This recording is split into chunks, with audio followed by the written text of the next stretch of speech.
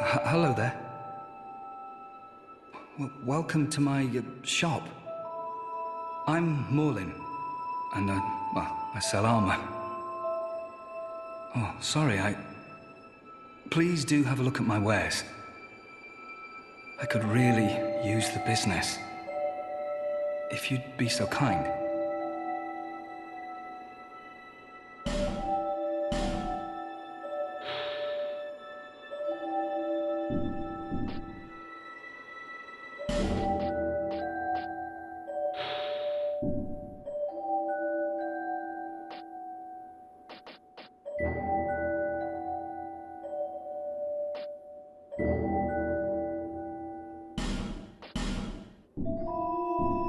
Thanks very much.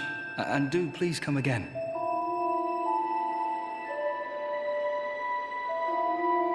Well, thank you for coming back. Do take a look at my wares. I came from the west, from Volgan. Have you been there? It's a lively place, vibrant with trade. Very competitive, of course. And you have to grease the wheels to get anywhere. But I didn't have the funding for that, so I left home in hopes of striking gold. It's been years since then, and I've made very little headway. I don't even know why I'm still here. Everything's all run down and dying. It's terrible for business, really. A group calling themselves the Blue Sentinels have gained much power in Volgan. You can't even run a shop without their blessing.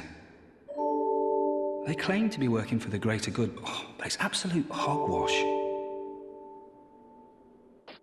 Well, I do hope I see you again.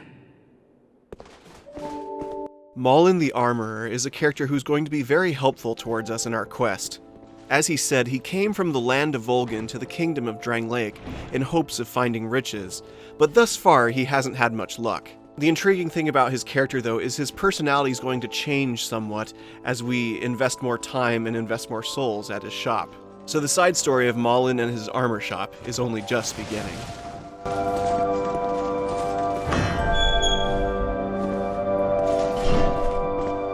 And now we're exploring the mansion in Majula thanks to the key that Kale gave us. I will say I still have no idea what the purpose of that giant book in that one room is. I don't know whether it has some ties to the history of Drang Lake, or even if it's an artifact of the Giants. I have no idea what that book is for, and to my knowledge, still no one in the community knows the true purpose of that book, other than being a mysterious aesthetic to the room. But of course, the main purpose of this mansion is the map that we find in the basement. This is a map of the land of Drang Lake, and as we progress through the game, little flames will burst all over this map, and highlight the areas where we defeated all the big bosses of the game. So that's a neat feature, and it ties to Kale's character in a pretty significant way. The last interesting thing of note in this mansion is the basement level where we fight that skeleton, and I didn't have my torch lit, so it's a little hard to see it, but throughout that final room there are scattered remains of what appears to be a Lord Vessel, which was a very important item from the first Dark Souls. So I think that's really interesting that the Lord Vessel is shattered, for one, and that it somehow ended up in Drang Lake, suggesting that Drang Lake has some ties to the Kingdom of Lordran from the first game. And we'll find out even more about those ties as the story continues.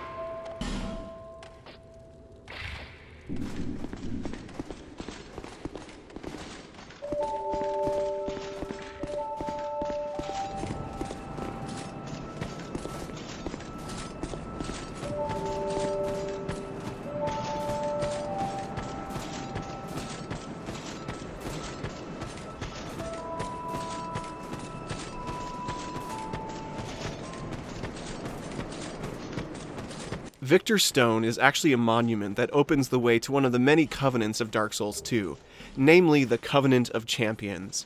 Now, this covenant actually increases the overall difficulty of Dark Souls 2. It makes enemies do more damage to you, and you in turn do less damage to enemies. It also doesn't allow you to summon NPCs or other human players, so it is a really nice covenant if you're trying to really challenge yourself in this game. And the main way to rank up in this covenant is to offer up Awe Stones, and the only way to retrieve Awe Stones in Dark Souls 2 is to defeat Red Phantom invaders. The description for the Awe Stones read, "A stone that is terribly heavy for its size.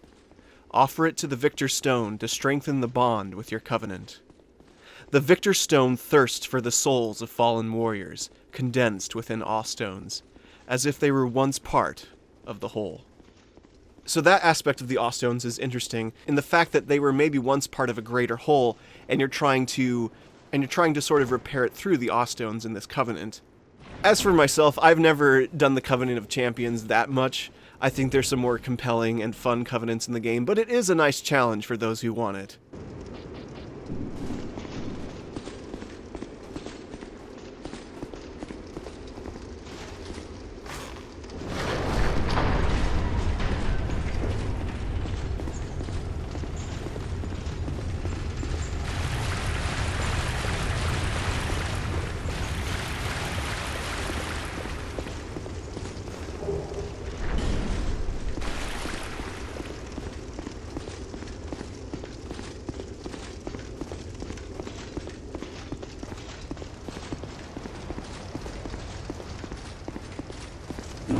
We now arrive at one of the most beautiful and one of my personal favorite areas in the game, Heide's Tower of Flame. This beautiful ruined city has been almost submerged by the surrounding sea, suggesting that the city or the land of Heide is very ancient indeed. The first enemy we encounter in Heide's Tower of Flame are the Old Knights, and the Old Knight set reads, "Old undated armor." How old could this nearly crumbling armor be? It has extremely low durability. Sometimes, just as a thing falls to pieces, it unleashes its last flash of great power. And ancient these knights may be, they do have great power, as they can easily take you down at this point in the game if you're not careful. But the more compelling enemy of this area, and one that has even more closer ties to Heide, are the Heide Knights themselves. I will say it's interesting how, in Scholar of the First Sin, the Heide Knights are much more abundant in Heide's Tower of Flame, and once you perform a certain task, they are much more aggressive. In the original Dark Souls 2, the Heide Knights were kind of scattered here and there, and were much more passive in the original than they are in Scholar of the First Sin. But their ties to this land are very fascinating indeed. The Heide Knight set reads, "Whether Heide refers to the kingdom or was just a name for the land is not clear, for no records date back far enough to tell. All that is known is that the Way of Blue had its origins in Heide, and that Heide was later subsumed by the sea." So Heide's Tower of Flame is very ancient indeed, possibly as old as the Kingdom of Lordran, but it's not explicitly stated. And even more interesting is that we find out that Heide is the origin of the Way of the Blue and the Blue Sentinels. In fact, the Blue Sentinels have a very important structure here in the Cathedral of the Blue, which we'll visit in a later chapter of this playthrough. So I can only imagine what the land or kingdom of Heide looked like in its prime, as even this little bit we see here is incredibly breathtaking. It's a beautiful area to trek through, and it also leads the way to one of the first old ones we need to confront.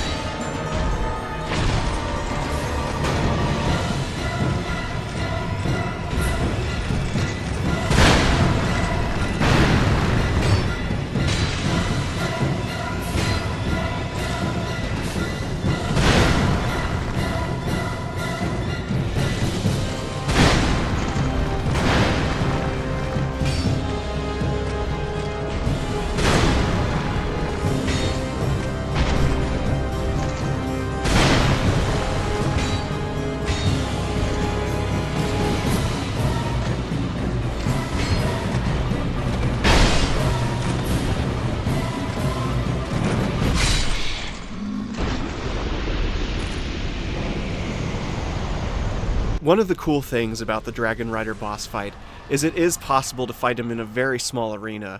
I chose to raise all the platforms, making this fight a little bit easier, but if you're up for a more risky fight, you can get him to fall off the edge of the arena. I've seen it done before, and it's pretty cool, not to mention quite humorous. But as far as the lore for the Dragonrider, the soul description reads, "Soul of a Dragonrider, who faithfully served King Vendrick. Long ago, the Dragonriders mounted worms, and were feared on the battlefield for their unparalleled strength. So a select few of Vendrick's forces were tasked with riding worms, dragon-like creatures, completely decimating on the battlefield, so it's very likely they were also part of the war with the giants. As we explore more of the kingdom of Drang Lake, we'll meet even more of Vendrick's elite soldiers, showing that the Dragonriders, while still very fearsome, weren't the best of the best in Vendrick's kingdom." But the cost of it, that's for your heart to decide.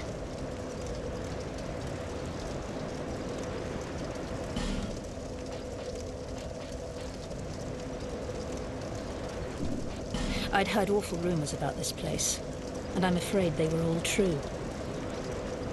The king, gone.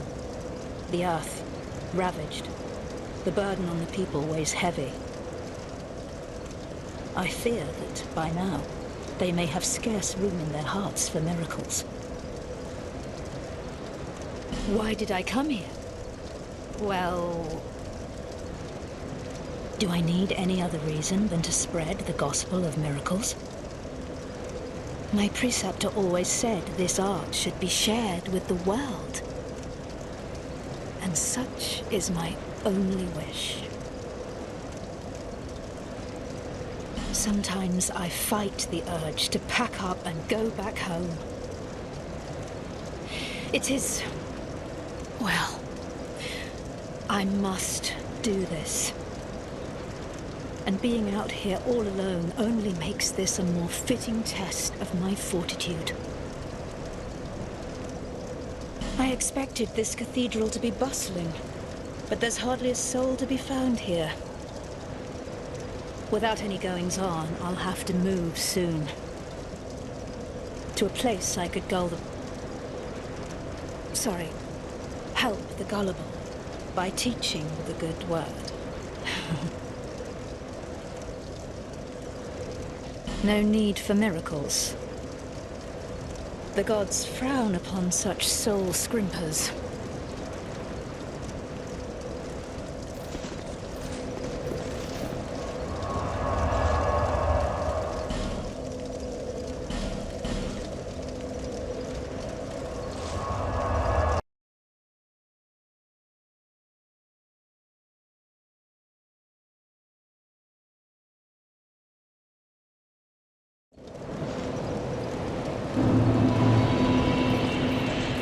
Is that a shard you found?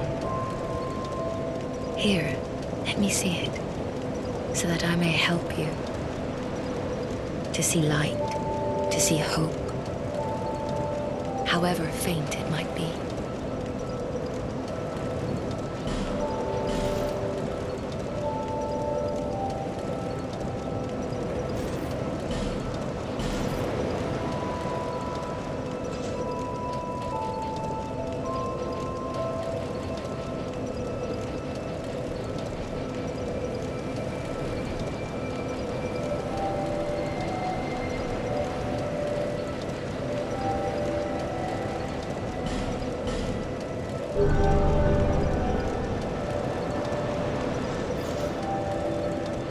For when the undead dies, it is never truly dead, but only one step closer to hollowing. Not all undead are hollows, but all hollows were once undead.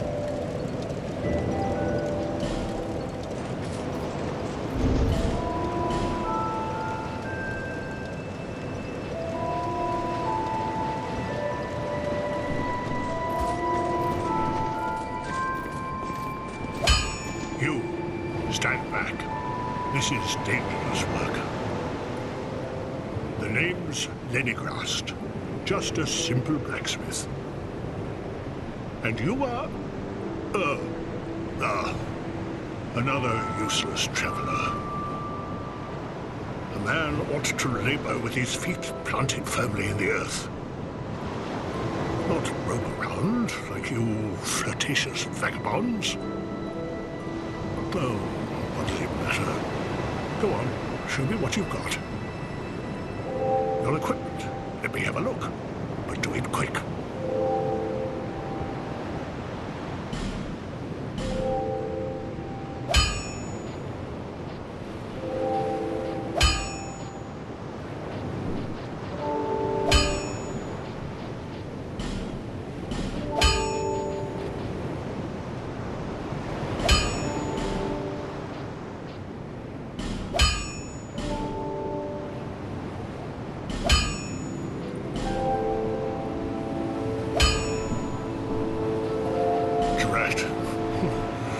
Worse than my reckless daughter.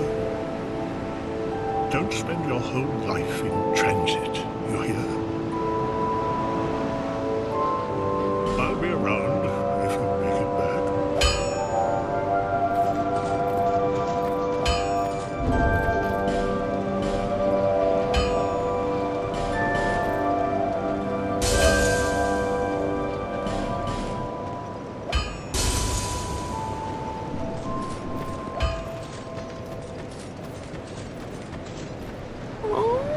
You again? Go on. It's on the cheap for you.